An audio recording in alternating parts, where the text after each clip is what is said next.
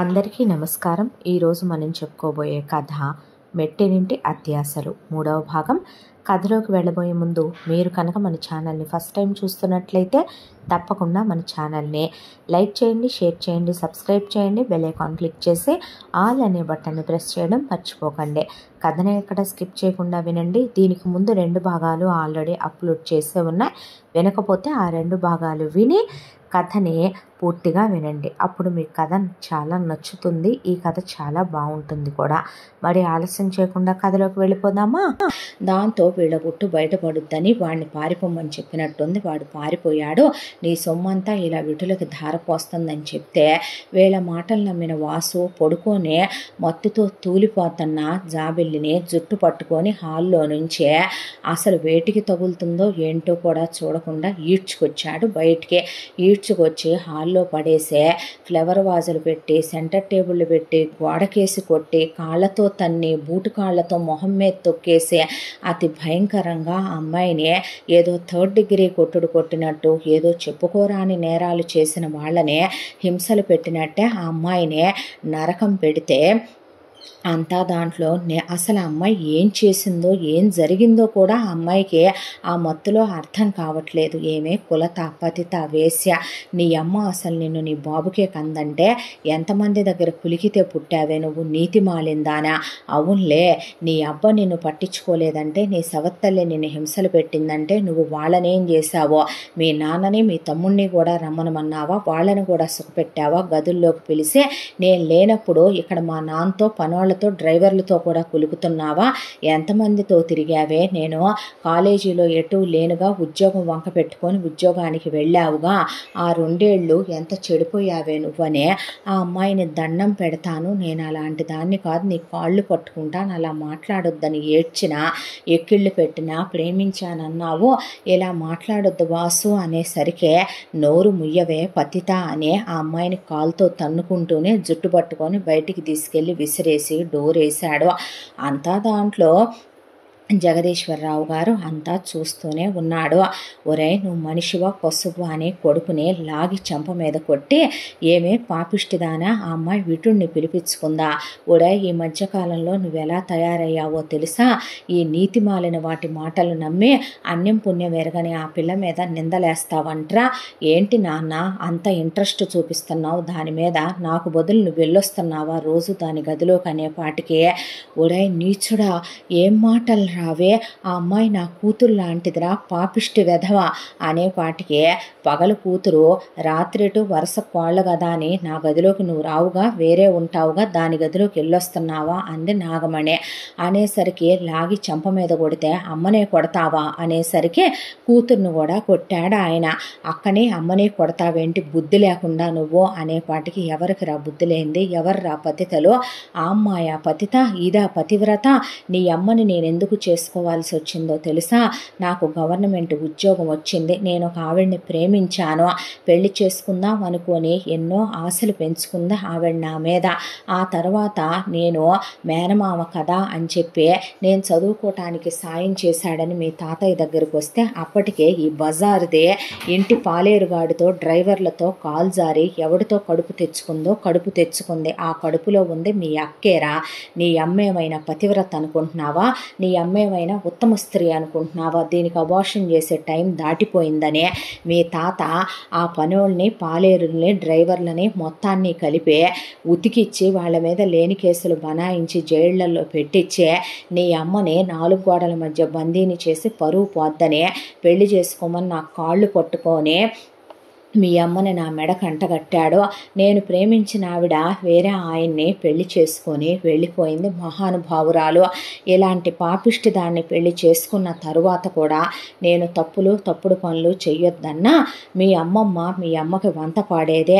మీ తాత ఆ తర్వాత మీ అమ్మని పడేసి ఉతికి నాతో కాపురం చేయించి మీ అమ్మ ఒంటి మీద చెయ్యించితే నువ్వు పుట్టావు. నువ్వు పుట్టిన తర్వాత ఇప్పటి వరకు మీ అమ్మ నేను ఎందుకు ఒకే గదిలో పడుకో కలవమని ఒక్కరోజు కూడా అడగలేదేమిరా? మీ అమ్మకి ఇప్పటికీ చెడు తిరుగుళ్ళు అలవాటు ఉందే. మీ అక్క ఏమైనా మీ బావతో కాపురం చేసి వీళ్ళిద్దరినీ కందా? మీ అక్క పిల్లల్నే ఏ అల్లుడు మాట్లాడవేమయ్యా నువ్వు అనేసరికి మాళవిక మొగుడు నోరెత్తలేదు. ఇంటికే విటుల్ని పిలిపించుకునే నీ అక్క కన్నా నీ అమ్మ కన్నా అమ్మాయి పతిత, ఆ అమ్మాయి కులత, ఎలా అనగలిగావురా అమ్మాయి నా మాట అంటే? నువ్వు 100 చెప్పు 1,00,000 చెప్పు, అది పతితే కులతే. అయితే లాస్ట్ అండ్ ఫైనల్ టైం చెప్తున్నాను వాసు, ఆ అమ్మాయిని లోపలికి తీసుకొస్తేనే నేను ఇంట్లో ఉంటాను, లేదంటే గనక పోరా ఎవడుండమన్నాడు నిన్ను అనేసరికి బిత్తరపోయాడు ఆయన.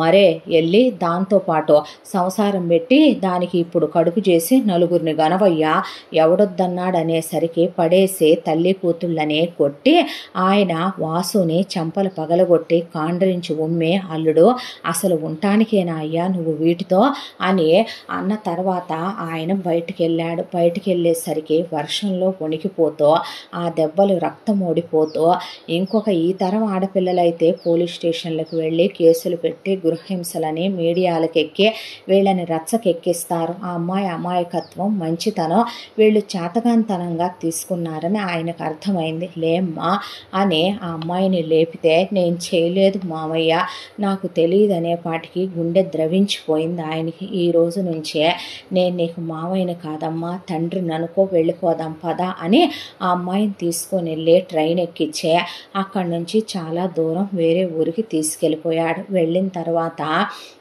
ముందు ఒక హోటల్ గది తీసుకొని ఉండి ఆయన ఒంటి మీద కాస్త బంగారం ఉంటే అమ్మేసి ఆ తర్వాత అంతా దాంట్లో కూడా ఆయన వస్తూ ఆ అమ్మాయివి తనవి సర్టిఫికెట్లు తీసుకొచ్చాడు. ఎంతకాలం ఆయనకి 1 సంవత్సరం నుంచి ఆఫీస్కి వెళ్ళట్లేదు. అంతకుముందు వరకు ఆఫీస్ వ్యవహారాలు ఒక చైర్పర్సన్గా చూసుకున్న మనిషే ఆయన.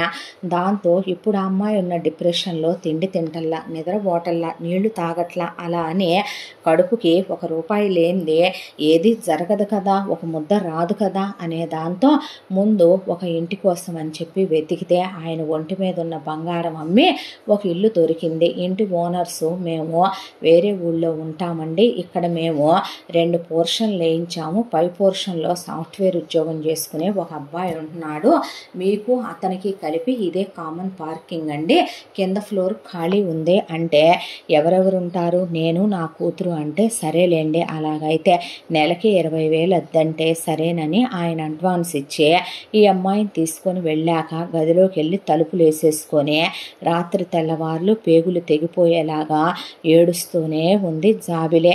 ఒకవైపున ఆ అమ్మాయిని చూసుకుంటూ ఆయన వెళ్ళి ఎత్తుక్కుంటే ఆయనకు ఒక ఉద్యోగం దొరికిందే. మీ అత్త పెద్దవారు గొప్పవారు ఉద్యోగం కావాలని అడగటం ఏంటి సార్, మీకే అంత కంపెనీ ఉంటే అంటే ప్రారంధం అండి, కాలం కర్మం కలిసి రాక ఒక్కోసారి కుటుంబ సమస్యల వల్ల మనుషుల జీవితాలు తిరగబడిపోతూ ఉంటాయి.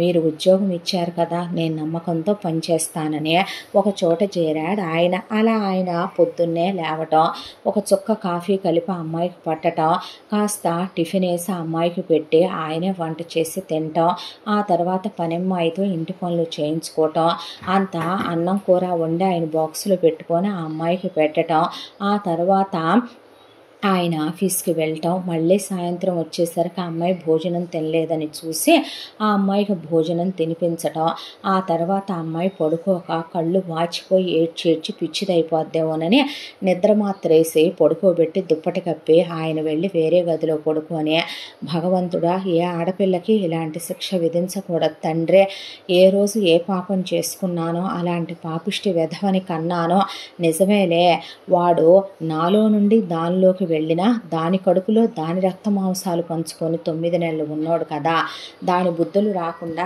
ఎలా ఉంటాయిలేయ్యా అనుకున్నాడు ఆయన.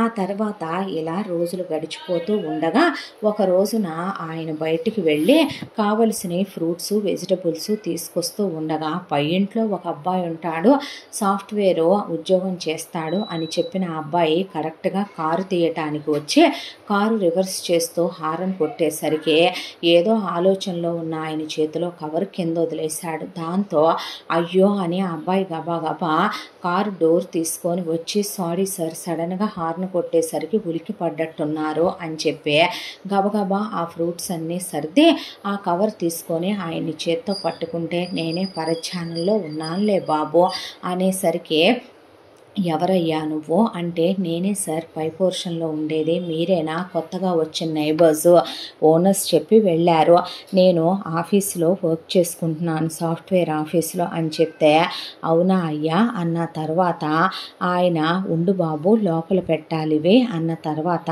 నేను వస్తాను ఉండండి అని ఆ కవర్ తెచ్చి అబ్బాయి లోపల పెట్టాడు. ఆ తర్వాత ఎవరెవరు ఉంటారు సార్ ఇంట్లో అంటే నేను నా కూతురయ్యా అని ఇక ఆయన అంతకన్నా ఏమీ చెప్పదలుచుకోలేదు. ఆ తర్వాత ఆయన బయటకు వచ్చి డోర్ లాక్ చేసుకుంటే బహుశా అమ్మాయి మెంటల్లీ ఇన్బ్యాలెన్స్డ్ కిడ్ ఏమో అనుకున్నాడు. ఆ పైన ఉన్న అబ్బాయి ఎక్కడికి వెళ్తున్నారు సార్ అంటే ఆఫీస్ కంటే రండి నేను డ్రాప్ చేస్తాను. పర్లేదయ్యా అంటే పర్లేదు సార్ మీరు మేము నైబర్సేగా, నేను ఏ ఆఫీస్లో మీరు వర్క్ చేసేది ఇది అంటే మీ ఆఫీసే ముందు వస్తుంది, మిమ్మల్ని డ్రాప్ చేసి నేను వెళ్ళి ఈవినింగ్ వచ్చేటప్పుడు పిక్ చేసుకుంటాలేండి అన్న తర్వాత పర్లేదు బాబు పర్లేదు అంకుల్ రండి అని కారులో కూర్చోబెట్టుకున్నాడు. ఆయన్నే కూర్చోబెట్టుకున్న తర్వాత నీ పేరేంటి బాబు అని అడిగాడు.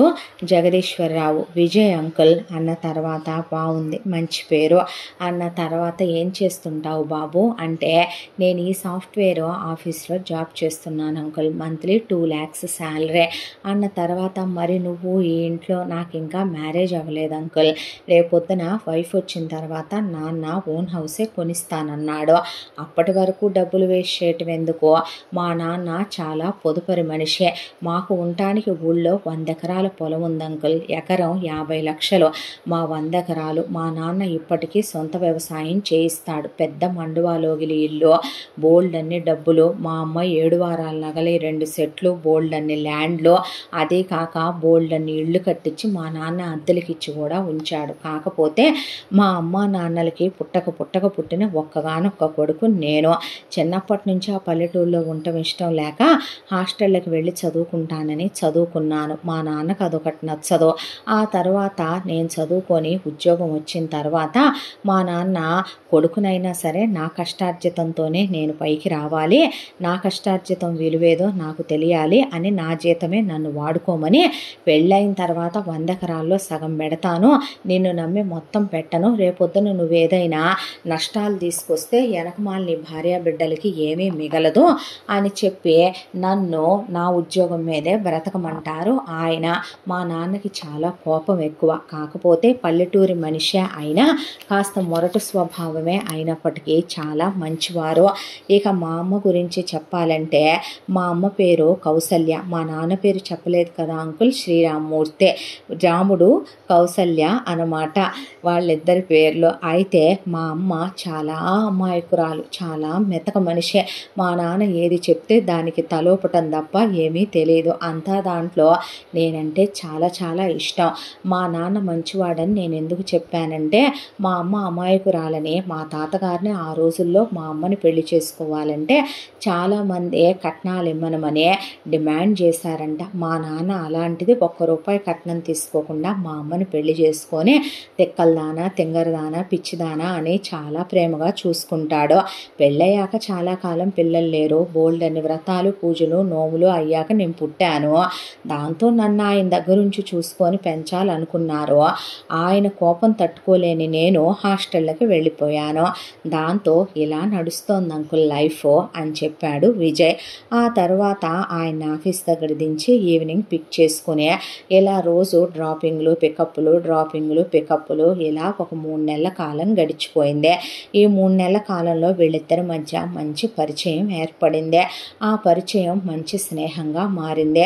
ఏదున్నా విజయ్ కూర్చుని ఆయనతో సరదాగా మాట్లాడటం, ఇద్దరూ కలిసి విజయ్ జాగింగ్కి వెళ్తూ ఈయన్ని వాకింగ్కి తీసుకెళ్ళటం, ఇద్దరూ కలిసి లైబ్రరీకి వెళ్ళటం, సరదాగా షాపింగ్కి వెళ్ళటం, సినిమాకి వెళ్ళటం, బయటికి వెళ్ళి రావటం. నేనెందుకు లేయా అంటే రండి అంకల్, మా డాడీ కన్నా మీరంటేనే నాకు బాగా నచ్చేస్తున్నారు, మా నాన్న మాటకు ముందు మాటకి వెనక దెప్పి పొడుస్తాడు అంకుల్, తిడతాడు, అదే మీరైతే చూడండి ఎంత సాఫ్ట్గా ఉన్నారో, ఐ లవ్ యూ అంకుల్ అనేవాడు విజయ్. నేను మీ కొడుకునే అనుకోండి అని ఇలా వీళ్ళు మంచి స్నేహితులయ్యి ఇంకో 3 నెలల కాలం గడిచిపోయింది. ఆ తర్వాత ఒక రోజున అలా ఆఫీసు నుంచి వచ్చిన జగదీశ్వరరావు గుండెపోటుతో మనిషి కుప్పకూలిపోయాడు. దాంతో ధడేల్మని పెద్ద శబ్దం వచ్చేసరికి పైన ఆఫీస్ వర్క్ చేసుకుంటున్న విజయ్ పరిగెత్తుకొచ్చాడు. గదిలో నుంచి అప్పుడు జాబిల్లి బయటకు వస్తే ఫస్ట్ టైం అప్పుడే జాబిల్లిని చూడటం. నిజంగా ఆకాశంలో ఉండే చందమామ ఏదో అది వెళ్ళేటటువంటి దాడి తప్పి భూమి మీదకు జారి పడిపోయిందేమో అన్నంత అందంగా ఉన్న అమ్మాయిని కంటిరెప్ప వేయకుండా అలాగే చూశాడు విజయ్. చూసిన తర్వాత ఆ అమ్మాయి అమాయకంగా విజయ్ వైపు అలా చూస్తూ ఏడుస్తూ ఆయన్ని ఊపుతో లేవండి మావయ్య మావయ్య మావయ్య అంటుంటే కూతురు అన్నారు మావయ్య అంటుందేంటి అని విజయ్కి అర్థం కాలేదు. దాంతో ముందు మీరు లేవండని ఆయన్ని లేపి కారులో పడుకోబెట్టి హాస్పిటల్కి తీసుకెళ్తే అంతా దాంట్లో ఆయనకి కాస్త స్ట్రెంత్ వేయాలని చెప్పారు. చెప్పిన తర్వాత అక్కడ ఆపరేషన్కి హాస్పిటల్లో ఉంచడానికి ఆ తర్వాత మొత్తం కలిపి చాలా పెద్ద హాస్పిటల్కి విజయ్ తీసుకెళ్లేసరికి 2 లక్షల దాకా బిల్ అయింది. ఆ బిల్లు అబ్బాయి కట్టి మందులవి ఇప్పించాక డాక్టర్స్ ఇంకా ఆయన ఉద్యోగాలకు వెళ్ళకూడదు, ఏదో విషయం గురించి తీవ్రంగా ఆలోచిస్తూ ఆయన గుండె బరువెక్కిపోయింది. దాంతోనే ఆయన హార్ట్కి అంతా హార్ట్ పెయిన్ వచ్చిందని చెప్పేసరికి ఇంటికి తీసుకొచ్చారు డిశ్చార్జ్ చేయించి. ఆ తర్వాత తినటానికి ఏదైనా తీసుకొస్తాను మామయ్య మీకు, మీరు కూడా కూర్చోండి కాసేపు మా మామయ్య దగ్గర అని చెప్తే అలాగేనండి అంటే జాబిల్లి లోపలికి వెళ్ళింది. ఆ తర్వాత విజయ్ అంకుల్ మిమ్మల్ని ఒక మాట అడగవచ్చా అంటే చెప్పయ్యా అన్న తర్వాత అంకుల్ మీ ఫ్యామిలీ విషయమే అనుకోండి కానీ తప్పుగా అనుకోవద్దు, మీరు తనని మీ కూతురని చెప్పారు కదా నాతో, తను మామయ్య అని పిలుస్తుంది ఏంటి, తన ఆర్ఫన్ కిడ్డా, మీరు అడాప్ట్ చేసుకున్నారా, మీకెవరు లేరా అంకుల్ అని అడిగాడు విజయ్. అలాంటిదేమీ లేదయ్యా, తను నాకు ఒకప్పటి కోడలు ఇప్పటి కూతురు, అర్థం కాలేదు అంకుల్ అన్న తర్వాత ఆయన ఒక్కొక్కటిగా చెప్పుకురావడం మొదలుపెట్టాడు. ముందుగా జాబిల్లి వాళ్ళ అమ్మ నాన్న పిన్ని తమ్ముడు దగ్గర మొదలుపెట్టి వాసు దగ్గరకు వచ్చి నాగమణి మాళవిక దగ్గర ఆపి ఇది బాబు జరిగింది, ఆ అమాయకురాల్ని పిచ్చి తల్లిని ఇంట్లో నుంచి నిందలు వేసి గెంటేశారు, ఆ పిల్ల నిప్పు లాంటిదయ్యా, నేను అమ్మాయి తండ్రిని కాదు మామగారిని, కాకపోతే నా కొడుకు నన్ను పట్టుకొని ఇలాంటి మాటలు అడిగాడు, ఆ పిల్ల దిక్కులేనిదయ్యా, బయటికి వెళ్ళి పోలీస్ స్టేషన్లో కేసులు పెడితే వీళ్ళని బొక్కలో తోయించి మక్కెలిరక్ కొడతారో, ఆ అమ్మాయికి ఆ లోక జ్ఞానం కూడా లేదో, పిల్ల చచ్చిపోయి ఏదో ఒకటి చేసుకుంటుందనే దాంతో నేనే తండ్రిని అయ్యాను, వెంట పెట్టుకొని ఊరు కానీ ఈ ఊరు తీసుకొచ్చి ఒంటి మీద ఉన్న కొద్ది గొప్ప బంగారం అమ్మేసి ఇల్లు తీసుకొని ఆ తర్వాత ఉద్యోగానికి వెళ్ళి ఆ పిచ్చి తల్లిని పోషించుకోవాలి కదా, అందుకేనయ్యా ఉద్యోగానికి వెళుతున్నాను, నా వరకు నేను ఒకటే అనుకుంటాను విజయ్, చాలా అమాయకురాలు జాబిల్లి, అలా ఉండకూడదు, నేను ఎంతకాలం ఉంటానో తెలియదు, నేను పోయిన తర్వాత తనకు జీవితం ఉందే, తన జీవితం తను అందంగా మలుచుకోవాలి, వాడు శాశ్వతంగా విడిపోయాడు జాబిలి నుంచి, వాళ్ళు ఎలాంటి నిర్ణయాలు తీసుకుంటారో నాకు తెలుసు, ఎన్నాళ్ళైనా వాళ్ళు మమ్మల్ని వెతకలేదు వెనక్కి తిరిగి రాలేదు అంటే వాడి పాటికి చాలా దూరమే వెళ్ళిపోయి ఉంటాడు వాళ్ళమ్మ అక్క మాటలు వినే.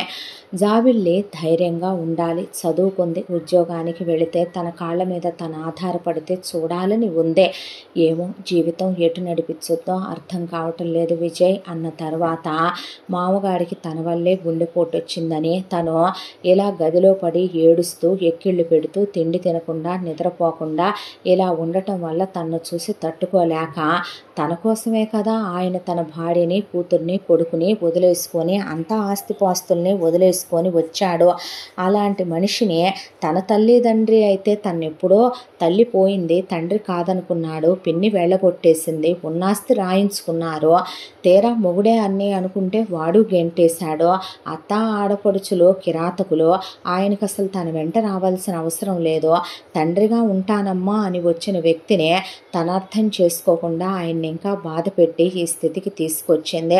ఇలాగే అయితే రేపు ఎలా ఆయన ఉద్యోగానికి వెళ్ళకూడదన్నారో, ఒకవైపున ఆయన తన కోసమే ఉద్యోగానికి వెళ్ళి ఇంటి పని వంట పని చూసుకుంటూ డిప్రెషన్లోకి వెళ్ళిపోయి మనిషి వాళ్ళ హార్ట్ అటాక్ తెచ్చుకున్నాడో. పెద్దవాళ్ళని బాధ పెట్టకూడదు, తను ధైర్యంగా ఉండాలి, జరిగిన విషయం మర్చిపోవాలి, మళ్ళీ కొత్త జీవితం అనుకొని బ్రతకటం నేర్చుకోవాలి, ప్రపంచం గురించి ఇహనైనా తెలుసుకోవాలి, పిచ్చితనాన్ని అమాయకత్వాన్ని వదిలేయాలి అనే వెక్కిళ్ళు పెట్టి వంటగదిలో కూర్చొని ఏడవటం మొదలుపెట్టింది జాబిలి. కాసేపటికి గుండె బరువు తీరిపోయాక కళ్ళు తుడుచుకొని విజయ్కి కాఫీ ఇచ్చి ఆ తర్వాత ఆయనకి తాగటానికి కాస్త పాలు కలిపి ఇచ్చింది. ఆ తర్వాత విజయ్ వెళ్ళాడు. వెళ్ళి ఆలోచిస్తూ కూర్చుంటే ఆ అమ్మాయి మంచితనాన్ని వాడు చేతకానితనంగా తీసుకున్నాడని వాడిని అసహించుకోవాలా? అలాంటి అమ్మాయిని పెళ్ళై 1 సంవత్సరం కూడా కాపురం చేయకుండా నిందలేసి పంపించాడని వాడిని నరికి పోగులు పెట్టాలా?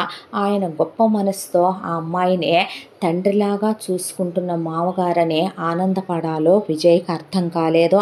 ఆ తర్వాత ఇక ఇంట్లోనే ఉండటం నాకు ఇష్టం లేదు మామయ్య, మీరు బాధపడద్దు, నేను ధైర్యంగా ఉంటాను, జరిగిన గతం మర్చిపోతాను, ఇదివరకు ఇట్లా అమాయకంగా ఉండను, నేను ఇప్పుడు ఉద్యోగానికి వెళతానని జాబిలే ఇంటర్వ్యూలకు వెళ్ళటం మొదలుపెట్టింది. అంతా దాంట్లో విజయ్ ఒకరోజు వచ్చి మీ అమ్మ ఏది అంకుల్ అని అడిగాడు. ఉద్యోగాల కోసమని వెళ్ళింది బాబు అంటే, పర్లేదు అంకుల్, నేనెటు మీకు ఏ హెల్ప్ చేయాలనుకున్నా మీరు ఫినాన్షియల్గా తీసుకోవట్లేదుగా, మా ఆఫీసులో ప్లేస్మెంట్స్ ఉన్నాయి, నేను చూస్తాను, జాబు తన రెజ్యూమ్ ఇమ్మనండి అంటే, ఏమి సహాయం తీసుకోలేదో, నేను హాస్పిటల్లో ఉన్నప్పుడు బిల్లు కట్టింది నువ్వు, ఆ తర్వాత రెంట్ నువ్వే కడుతున్నావు, కరెంటు బిల్లు నువ్వే కడుతున్నావు, ఇంట్లోకి వెజిటబుల్స్ ఫ్రూట్స్ సరుకులు నువ్వే తెచ్చి అక్కడ పెట్టేసి వెళ్తున్నావు, ఇంకా ఏం తీసుకోను, పనమ్మాయి మీ ఇంట్లో మా ఇంట్లో ఒకటేనని నువ్వే డబ్బులు ఇస్తున్నావు, ఇంకా మమ్మల్ని ఏం ఖర్చు పెట్టనిస్తున్నావయ్యా నువ్వు, దీనికేనా అంకుల్ అంటే,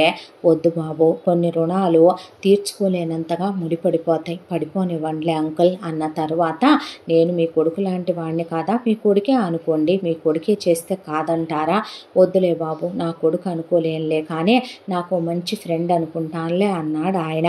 ఆ తర్వాత వచ్చిన జాబిల్లికి ఆయన్ని రెజ్యూమ్ ఇవ్వమ్మా, అబ్బాయి చూస్తానంటున్నాడంటే ఇచ్చిందే.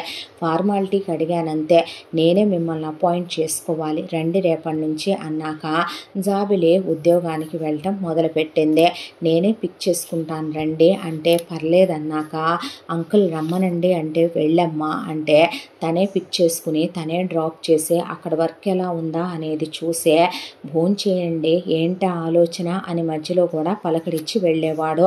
అంతా దాంట్లో జాబిల్లి వర్క్ విషయంలో చాలా సిన్సియర్గా సీరియస్గా ఉంటుందని, ఆ అమ్మాయి చాలా క్యారెక్టర్ ఉన్న ఆడపిల్లని, వెకిలి వేషాలు వేద్దామని ఎవరైనా ఆ అమ్మాయి వైపు పిచ్చి పిచ్చి వేషాలు వేస్తూ చూస్తే ఆ అమ్మాయి కనీసం ఐ కాంటాక్ట్ కూడా ఇవ్వకుండా చాలా చీప్గా చూసి వెళ్ళిపోయేది వాళ్ళనే.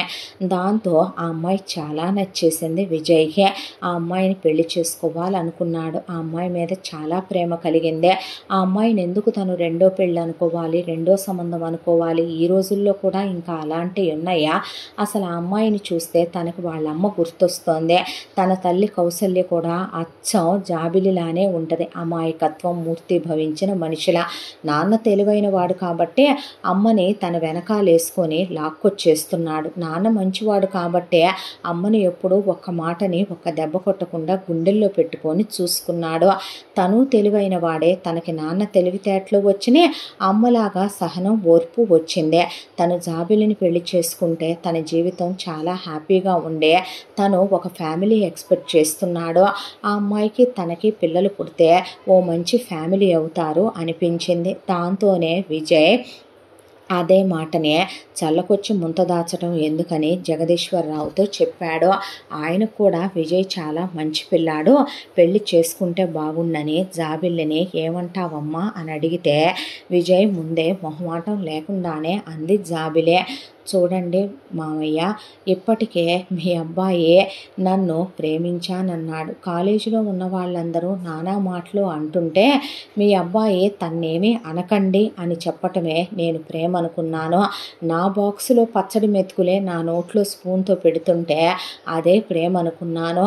మీ అబ్బాయి నాకు పెన్ను 5 రూపాయలు పెట్టి కొనిస్తే ప్రేమ అనుకున్నాను. అలాంటి పిచ్చిదాన్ని, అమాయకురాల్ని ఒకప్పుడు. దాంతోనే కొడితే పడ్డా, తిడితే పడ్డా, అనుమానించి నిందలేసి పంపించినా పడ్డాను. చూడండి విజయ్ గారు, ఇప్పుడు నేను కన్యను కాదు, ఒకరి భార్యనయ్యే అతని చేత నింద వేయబడ్డే, అతనితో దెబ్బలు తిని ఇంట్లో నుంచి బయటకు వచ్చిన ఆడపిల్లని నేను. ఆ రోజున నన్ను అతని ఇంట్లో నుంచి గెంటేస్తే ఈయనున్నారు మా మామగారు నాకు తోడుగా. రేపొద్దున మీరు కూడా పెళ్ళి అనే వంకతో నా మెళ్ళో తాళి కట్టి కొన్నాళ్ళు వాడుకున్నాక నాకు దిక్కు మొక్కు లేరులే, నన్ను పట్టించుకునే వాళ్ళు లేరులే అని సెకండ్ హ్యాండ్ దాన్ననో, రెండో పెళ్లి దాన్ననో, నేను వర్జిన్ కాదనో, కన్యను కాదనో మీరు నన్నేదైనా అని బయటికి గెంటేరని గ్యారంటీ ఏముందండి? ఏదైనా సరే కొంత టైం తీసుకుందాం అనుకుంటున్నాను అంటే, అలా మాట్లాడొద్దు జాబిలే, తీసుకో నీకెంత టైం కావాలో, కానీ నువ్వు ఎస్సనేలా నేనుంటాను. నన్ను ఎవరితోనూ నువ్వు పోల్చాల్సిన అవసరం లేదు. నిన్ను మా అమ్మలా చూసుకుంటాను, నా గుండెల్లో పెట్టి చూసుకుంటాను. ఆ నమ్మకం నీకు వచ్చిన తర్వాతే మనం పెళ్లి చేసుకుందాం అని చెప్పాడు. ఆ తర్వాత ఒక హెల్దీ రిలేషన్షిప్ ఆ అమ్మాయి హద్దుల్లో ఉంచి, తను హద్దుల్లో ఉన్న విజయ్ చనువుగా వీళ్ళింటికి వచ్చి కూర్చొని మాట్లాడుతూ ఉండేవాడు. ఇలా 6 నెలల కాలం గడిచిపోయి ఆ అమ్మాయి మీద కేర్ తీసుకోవటం, ఆ అమ్మాయిని నవ్వించటం, వాళ్ళ ఇంట్లోకి ఏమైనా కావాలంటే ఒక ఇంటికి కొడుకు అయితే ఎలా చూసుకుంటాడో అలా జగదీశ్వరరావుని మెడికల్ చెకప్లు తీసుకెళ్ళటం, చాలా ప్రేమగా అభిమానంగా ఉండేవాడు విజయ్. అంతా దాంట్లో 6 నెలలు గడిచాక జాబిల్లినే ఇంకా నన్ను నమ్మట్లేదా అని అడిగితే, పెళ్ళికి మీరు నేను ఒప్పుకుంటే కాదు కదండి, మీకు అమ్మ నాన్న ఉన్నారు, మీరు డబ్బున్న వాళ్ళు, మీకు కులం గోత్రం కుటుంబం ఉన్నాయి. రేపొద్దున మీకు నచ్చిన నేను వాళ్ళకి నచ్చకపోవచ్చు, వాళ్ళు ఎక్స్పెక్ట్ చేసిన కట్న కానుకలు తెచ్చే కోడల్ని నేను కాదనే మెట్టినింటి అత్యాశలకి ఒకసారి బలైపోయాను, మళ్ళీ బలవలేనండి. వాళ్ళేమంటారో, వాళ్ళ మనస్తత్వం ఎలాంటిదో నాకు భయంగా ఉంది అనే పాటికి ఇలా కాదని చెప్పి విజయ్ ముందు ఊరికి వెళ్ళాడు. వాళ్ళ నాన్న శ్రీరామ్మూర్తి గారికి చాలా ఆదర్శాలు ఎక్కువ. విజయ్ని ఆ ఆదర్శాలతోనే పెంచాడు ఆయన. కౌసల్య కొడుకేదంటే దానికి కరెక్ట్ అనే అమాయకురాలు. ఆయన అంత మంచి పిల్ల, నిన్ను చేసుకుంటాను అని అనాలంటే చూసావా నేనే దిక్కయ్యాన్రా వెధవా నీకు, ఇప్పుడు నేనే వచ్చి మాట్లాడాలి, నేనెందుకు అనుకుంటాన్రా రెండో పెళ్ళనే, పనికి మాలిన వెధవని నేనైతే గనక ఆ అవతల వెధవనే ఆ ముక్కలు ముక్కలుగా నరికేసి ఆ వాసుగాడిని, వాడమ్మని, వాడక్కని పాతి పెట్టొచ్చేవాడినే. ఆ మహానుభావుడు కాబట్టి ఆ పిల్లని తీసుకొని ఇలా వచ్చాడు వాళ్ళ మామగారు. పదవే వెళ్ళి మాట్లాడదాం అనేపాటికి అలాగేనండి అంది. అన్న తర్వాత ఇక్కడికి బయలుదేరొచ్చారు వాసు వాళ్ళ అమ్మ నాన్న. ఏమ్మా నువ్వు కన్యవి కాదనే, ఏదో వర్జిన్వి కాదనే, నువ్వు రెండో పెళ్ళి అంటారనే, నువ్వు ఏదో ఒకటి భార్య అంటారనే, నిన్నేదేదో మాట్లాడతాడని వీడు మేము అంటామని అనుకున్నావా? చూడమ్మా, మా కొడుకేమైనా పతివ్రత పురుషుడు అనుకుంటున్నావా? మా కొడుకేమైనా వర్జిన్ అనుకుంటున్నావా? మా కొడుకేమైనా శీలవంతుడు అనుకుంటున్నావా అనేసరికి, నాన్న నువ్వు వచ్చిన పనేంటి, నువ్వు చెప్పేదేంటి నానా, ఇప్పుడు ఎందుకండి ఆ విషయాలన్నీ అంది కౌసల్య. నోరు ముయ్యే, పెళ్ళి అయిన తర్వాత ఒక మగాడితో చేయించుకొని ఆ అమ్మాయి కాపురం చేస్తే అది లీగల్ అంటారు, ఆ అమ్మాయి అతనితో విడిపోతే అది విడాకులు తీసుకోవటం అంటారు. చూడండి జగదీశ్వరరావు గారు, నా పేరు శ్రీరామ్మూర్తే, దీని పేరు కౌసల్య, అమాయకపు మాలోకంలేండి. అయితే నాకు 100 ఎకరాల పొలం ఉందండి. నేను వీడిని నమ్మనని మీకు చెప్పుంటాడు. వీడిని నమ్మకపోవడానికి కారణం ఏంటో తెలుసా? చిన్నప్పటి నుంచి వీడు పుట్టక పుట్టాడని ఇది అతిగారాపం చేసి వాడిని చెడగొడుతుంటే వాడిని క్రమశిక్షణలో పెట్టాలనుకునేవాడినే. దాంతో వాళ్ళ అమ్మ అతి తెలివితేటలు, వీడి అత్యతి తెలివితేటలు వాడేసి వీడి హాస్టల్కి జారిపోయాడు నా చేతిలో నుంచే. 6వ తరగతి తర్వాత ఇక వీడింట్లో ఉన్నదే లేదు. ఆ తర్వాత 10 అయిపోయింది, ఇంటర్ అయిపోయింది. అయిపోయిన తర్వాత నేను బీటెక్కి వెళతానని సిటీకి వచ్చాడు ఈ వెధవ. వీడికి బాగా తోకలు పెరిగిపోయినాయి. ఇక్కడికి వచ్చిన తర్వాత ఇదొందో చూశారు, ఇంటి ఖర్చులకు ఇచ్చే డబ్బులు ఎంత ఏంటి అని నేను అడగనండి. దాంతో చుట్టుపక్కల పిల్లలకి తాయిలాలు పెట్టి వాళ్ళకి అవి ఇవి అని ఇచ్చి వీడికి అకౌంట్లో లక్షలకు లక్షలు వేయించేది ఇదే. దాంతో ఇక్కడికి వచ్చి స్పోర్ట్స్ బైకులని డబ్బులని ఇవన్నీ బాగానే ఉంది, తింటే తిన్నాడు, కొనుక్కుంటే కొనుక్కున్నాడు. వీడిని ఇక్కడ హాస్టల్లో చేర్చాము. లక్షల రూపాయలు ఫీజులు పోసి ఎంత పెద్ద యూనివర్సిటీలో చేరిస్తే ఈ ఎదవకి స్టార్టింగ్ ప్యాకేజీ 1,25,000 రూపాయలు ఉద్యోగం వచ్చిందంటే మీరు నమ్ముతారా జగదీశ్వరరావు గారు? అయితే వీడికి అక్కడ ఒకటి దొరికింది, దాని పేరు శృతి, వీడి ప్రేయసి అదే. దాంతో నాన్న నోరు ముయ్యరా పనికి మాలిన వెధవా, అమ్మాయి తనేదో కన్య కాదు నువ్వేదో కన్య పురుషుడు అనుకుంది కదా, నీ గురించి నేను చెప్పాలిగా అమ్మాయికినో ఆయనకి వివరంగా నేను చెప్తాను, మీరు వినండి జగదీశ్వరరావు గారు. ఆ తర్వాత వీడి హాస్టల్ ఫీజు 10 లక్షలకు పెరిగింది. వీడి కాలేజీ ఫీజు 10 నుంచి టర్మ్ ఫీజులు 20కి వెళ్ళినాయి.